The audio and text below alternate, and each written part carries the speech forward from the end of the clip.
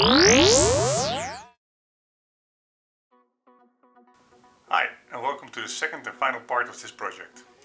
In the previous video I showed you how I built two of these planters and a small cabinet in the middle. In today's video we will be adding the finishing touches and filling up the planter. If you want to jump to a specific part of the video, use the timestamps below. If you like the video, please don't forget to smash that like button or leave me a comment below. Thanks! The wood I ordered was rough sawn, and since I don't have a planer and I did want it to feel smooth, there's quite a lot of sanding I had to do. After sanding I added 3 coats of UV protecting stain to the wood. It's 2-class wood, so it wasn't really needed, but I wanted them to look good and last for a long time. You might be wondering why I'm using a brush here instead of a roller. Although it's sanded, it's still rough wood and the brush helps me get in between the grains of the wood. With all the waiting involved, this is always the longest part of the project. But now it was time to move on to the next part, adding the mesh. Cut up some of the mesh to the size of the planter, and as you see me here, push it into the bottom. I went with the metal mesh, since there will be quite a lot of soil on top of it. The metal mesh should help distribute the weight on top of it.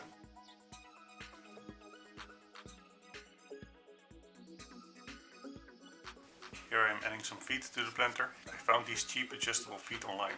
Adding these adjustable feet has 2 big advantages. 1, I can compensate for the uneven floor. And 2, the feet will have minimal contact with water, which is a good thing of course, because the end grain always tries to suck up water. We decided to add food-safe plastic to the sides.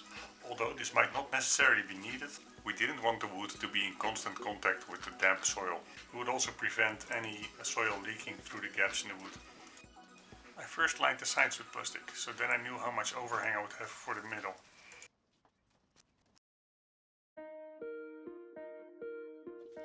I cut a piece of root barrier to size and then stapled it into place at the bottom. The root barrier sticks up on either side, about 15 centimeters, to allow water to stand still there for a while, in case of heavy rain. I then proceed to attach the face frame with pocket hole screws. As you can see, the plastic is sandwiched in between, so it's a nice and invisible seam.